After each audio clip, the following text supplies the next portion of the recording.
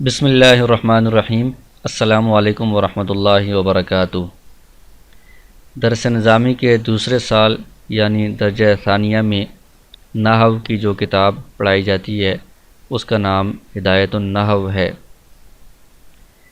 اس سے پہلے درجہ اولی میں نحو میر یا علم النحو پڑھائی جاتی ہے جو اردو زبان میں ہے، تو یہ اس سے اگلا لیول ہے، یہ عربی زبان میں ہے، اور اس میں جو نحو میر اور علم النحو کے جو قواعد ہیں اکثر وہی اس میں بھی قواعد بیان کیے گئے ہیں، لیکن ساتھ مزید تشریح اور مثالیں دی گئی ہیں اور کچھ ساتھ نئے قواعد بھی بیان کیے گئے ہیں۔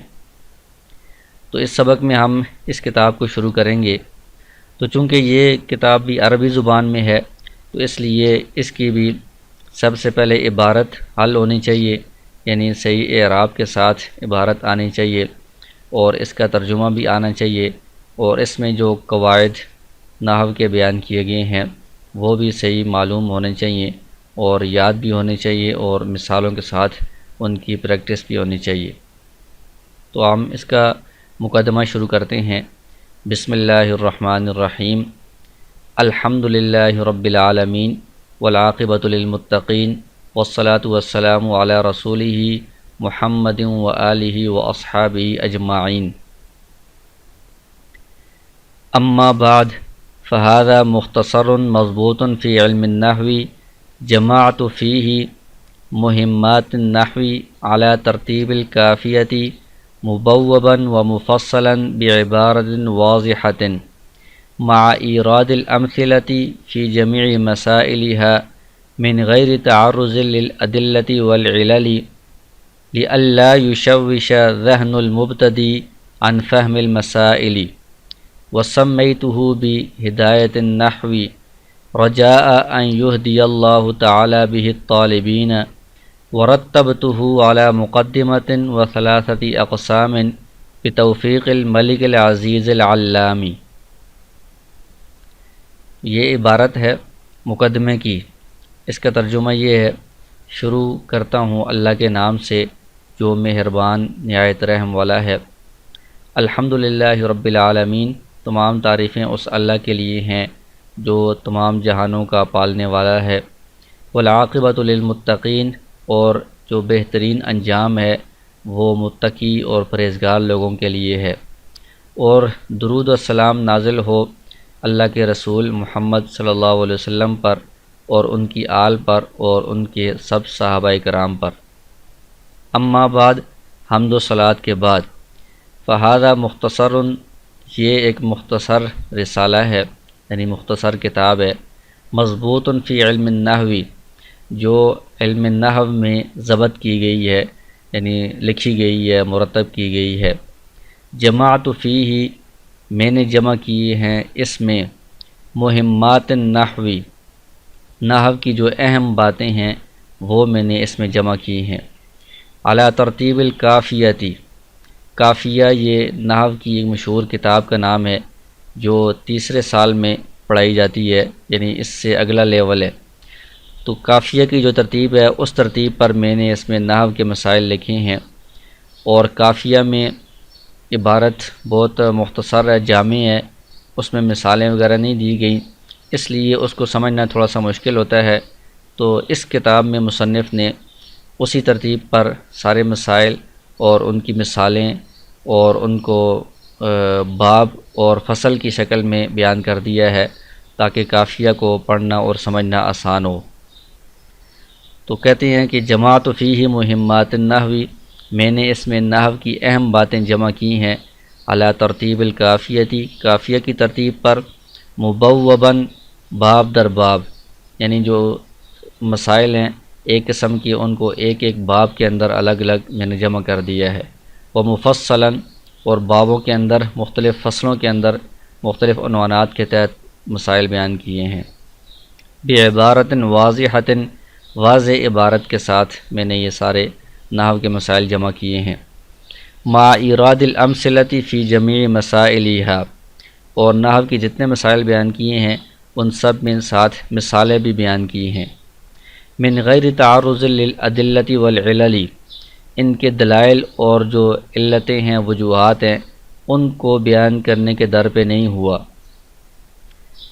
اس کی وجہ کیا ہے؟ لِأَلَّا يُشَوِّشَ ذَهْنُ الْمُبْتَدِي عَنْ فَهْمِ الْمَسَائِلِ، تاکہ مبتدی یعنی جو ابتدائی طالب علم ہے اس کا ذہن مشوش نہ ہو جائے مسائل کو سمجھنے سے۔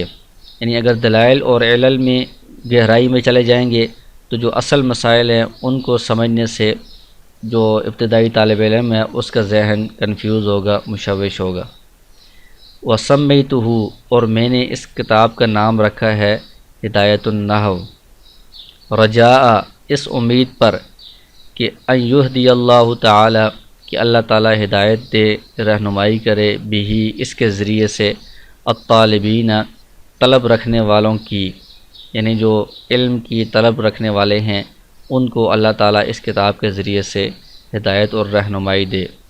ورتبتہ، اور میں نے اس کو مرتب کیا ہے ایک مقدمے پر اور 3 اقسام پر جن کی تفصیل آگے آ جائے گی۔ بتوفیق الملک العزیز العلامی، اس بادشاہ کی توفیق سے جو غالب ہے اور بہت زیادہ جاننے والا ہے۔ اس کے بعد یہ کتاب کا پہلا سبق ہے، جیسا کہ شروع میں مصنف نے تمہید میں ذکر کیا کہ میں نے اس کتاب کو ایک مقدمہ اور 3 اقسام پر مرتب کیا ہے، تو یہ مقدمہ یہاں پر شروع ہو رہا ہے۔ مقدمہ کا مطلب یہ ہوتا ہے کہ کتاب کو شروع کرنے سے پہلے کچھ بنیادی باتیں یا کچھ ضروری باتیں جن کو سمجھنا کتاب کے سمجھنے کے لیے ضروری ہو، یعنی کتاب کو سمجھنے سے پہلے ان بنیادی باتوں کو سمجھنا ضروری ہے، تو ان کو کتاب سے مقدم بیان کیا جاتا ہے، اور ان کا سمجھنا کتاب کے سمجھنے پر مقدم ہے، اس لیے ان مسائل کو مقدمے میں بیان کیا جاتا ہے، مقدمہ کہا جاتا ہے۔ وفیہ فصول ثلاثۃ، مقدمے میں 3 فصلیں ہیں، یعنی 3 قسم کی اس میں مسائل اور بنیادی باتیں بیان ہوں گی، ان قسموں کو الگ الگ فصل کے اندر انہوں نے جمع کر دیا ہے۔ پہلی فصل ہے علم النحو کی تعریف اور موضوع اور غرض و غائد سے متعلق ہے۔ تو سب سے پہلے علم النحو کی تعریف بیان کی ہے۔ النحو، نحو جس کے بارے میں یہ کتاب لکھی گئی ہے وہ علم کیا چیز ہے، کس سے یہ کہا جاتا ہے؟ تو اس کی تعریف یہ ہے، علم باصول یعرف بها احوال اواخر الکلم الثلاث من حیث الاعراب والبناء وکیفیت ترکیب بعضها مع بعض۔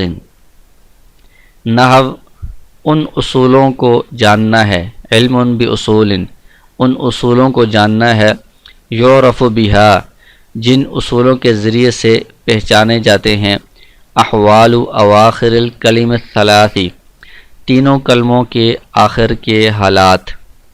تینوں کلموں سے مراد اسم اور فعل اور حرف ہیں، ان کے آخر کے حالات پہچانے جاتے ہیں ان اصولوں کے ذریعے سے۔ وہ حالات کس قسم کے؟ من حیث الاعراب والبناء، کہ ان کے آخر میں کون سا اعراب آئے گا، یعنی اگر وہ معرب ہے تو کون سا اعراب آئے گا، اگر معرب نہیں ہے تو وہ مبنی ہے، تو مبنی کی کون سی قسم ہے، یہ اس علم کے اندر ان اصولوں کے ذریعے سے پہچانا جاتا ہے۔ اور دوسری چیز وکیفیت ترکیب بعضها مع بعض، الفاظ کو یا جو 3 کلمے ہیں اسم فعل حرف، ان کو بعض کے ساتھ ملا کر جو جملے بنائے جاتے ہیں اس کی کیا کیفیت ہوگی، ان ترکیب کس طرح بنے گی، یہ بھی اس علم نحو کے اندر پہچانا جاتا ہے۔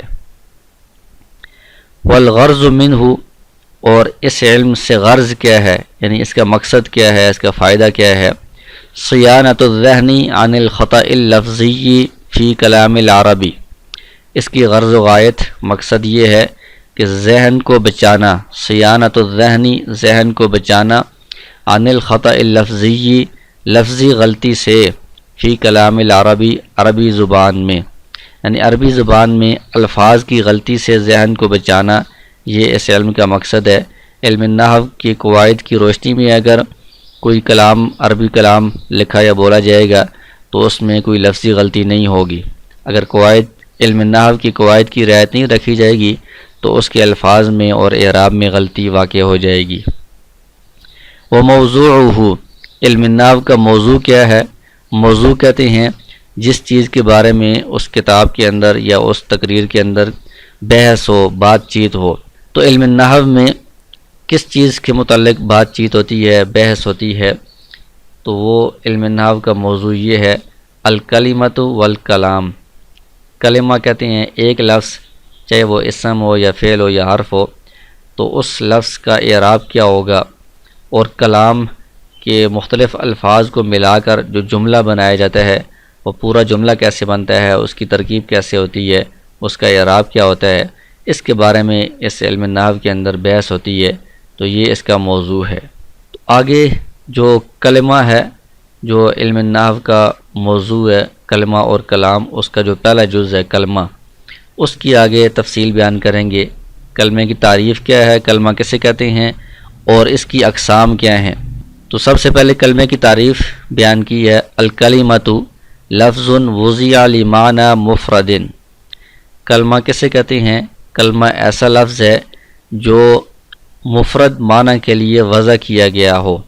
وضع کرنے کا مطلب یہ ہے کہ اس کو مقرر کیا گیا ہے اہل لغت نے، یعنی زبان جو بنانے والے تھے انہوں نے ایک لفظ کو ایک خاص معنی کے لیے مقرر کر دیا ہے کہ اس لفظ کا یہ معنی ہوگا۔ اور مفرد کا مطلب یہ ہے کہ اس کا ایک معنی ہے، یعنی اکیلا معنی ہے، پورا جملہ نہیں ہے۔ تو یہ کلمہ کی تعریف ہے۔ آگے اس کی پھر اقسام بیان کر رہے ہیں، وَهِيَ مُنْحَصِرَةٌ فِي ثَلَاثَةِ أَقْسَامٍ۔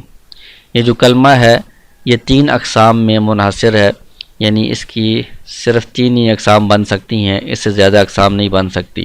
وہ 3 اقسام کون سی ہیں؟ اسم و فعل و حرف۔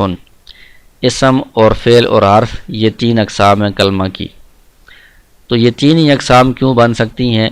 تو اس کو بیان کرنے کے لیے وجہ حصر آگے بیان کی ہے۔ وجہ حصر کا مطلب یہ ہوتا ہے کہ اس لفظ کی صرف یہی اقسام بن سکتی ہیں، اس سے زیادہ نہیں بن سکتی، اس کی کیا وجہ ہے؟ تو یہ وجہ حصر بیان کر رہے ہیں کہ کلمہ کی صرف یہی 3 قسمیں ہیں۔ لِأَنَّهَا، اس لیے کہ یہ کلمہ اما یا تو اللہ تدل علی معنی فی نفسہا، اپنے اندر جو معنی ہے اس پر خود دلالت نہیں کرے گا، یعنی کلمے کا جو اپنا معنی ہے یہ اس پر دلالت نہیں کر رہا جب تک اس کے ساتھ کوئی اور چیز شامل نہ ہو جائے، مل نہ جائے، تو یہ وَهُوَ الْحَرْفُ، یہ حرف بن جائے گا، یعنی حرف شمار ہوگا یہ، جو اپنے معنی پر خود دلالت نہیں کرتا۔ جیسے آگے اس کی مثالیں آ جائیں گی، جیسے اردو میں سے، تک، اس طرح کے جو چیزیں ہیں اس کے ساتھ جب تک کوئی اور چیز نہ ملائیں تو اس کا معنی سمجھ میں نہیں آتا۔ او تدل علی معنی فی نفسہا، یا پھر کلمہ اپنے اندر جو معنی ہے اس پر خود دلالت کرے گا۔ تو جب وہ اپنے معنی پر دلالت کر رہا ہو تو پھر اس میں 2 صورتیں ہیں، وَيَقْتَرِنُ مَعْنَاهَا بِأَحَدِ الْأَزْمِنَةِ الثَّلَاثَةِ، کہ اس کا جو معنی ہے وہ 3 زمانوں میں سے کسی زمانے کے ساتھ ملا ہوا ہوگا۔ 3 زمانوں سے مراد ماضی، حال اور مستقبل، یعنی گزشتہ زمانہ، موجودہ زمانہ یا آئندہ زمانہ ہے۔ تو وہ اپنے معنی پر دلالت بھی کر رہا ہے اور ساتھ ساتھ اس کا معنی کسی زمانے کے اندر پایا جا رہا ہے۔ وَهُوَ الْفِعْلُ، تو یہ کلمہ کی قسم فعل بن جائے گی۔ او یا تدل علی معنی فی نفسہا، وہ کلمہ اپنے اندر جو معنی ہے اس پر دلالت تو کرتا ہے، وَلَمْ يَقْتَرِنْ مَعْنَاهَا بِأَحَدِ الْأَزْمِنَةِ الثَّلَاثَةِ، لیکن اس کا جو معنی ہے وہ 3 زمانوں میں سے کسی کے ساتھ ملا ہوا نہیں ہے، تو یہ وَهُوَ الْإِسْمُ، کلمہ کی اس قسم اسم بن جائے گی کہ اس کے اندر اپنے معنی پر دلالت تو ہوتی ہے لیکن کوئی زمانہ نہیں پایا جاتا ہے اس میں۔ تو مختصر الفاظ میں ہم یہ کہہ سکتے ہیں کہ کوئی بھی لفظ جو بمعنی ہو، محمل نہ ہو، کسی معنی کے لیے کوئی لفظ جو بولا جاتا ہے اس کو کلمہ کہتے ہیں۔ اور پھر اس کی 3 قسمیں ہوتی ہیں، اسم اور فعل اور حرف۔ اسم کہتے ہیں کسی نام کو، کسی انسان کا نام ہے، جانور کا نام ہے، کسی جگہ کا نام ہے، کسی چیز کا نام ہے۔ تو یہ نام جو ہوتا ہے یہ جب بولا جاتا ہے تو اس سے کوئی بات سمجھ میں آتی ہے کہ کس چیز کی طرف اشارہ کیا جا رہا ہے یا کس چیز کو بولا جا رہا ہے، لیکن اس میں کوئی زمانہ نہیں ہوتا۔ اور فعل وہ ہوتا ہے جو کسی کام کو کہا جاتا ہے، تو کام کسی نہ کسی زمانے میں ہوتا ہے، گزشتہ زمانے میں، موجودہ میں یا آئندہ میں۔ تو اس سے بھی کوئی بات سمجھ میں آتی ہے، اس کو فعل کہا جاتا ہے۔ اور ایک حرف ہوتا ہے کہ کوئی لفظ بولا گیا لیکن اس سے کوئی بات سمجھ میں نہیں آئی جب تک اس کے ساتھ کوئی اور چیز نہ ملائی جائے، نہ اس میں معنی پر دلالت ہوتی ہے اور نہ اس میں زمانہ پایا جاتا ہے، اس کو حرف کہا جاتا ہے۔ تو آگے انشاءاللہ اسم اور فعل اور حرف، ان کی تعریف اور ان کی مثالیں اور ان کی علامات وغیرہ تفصیل سے آئیں گی۔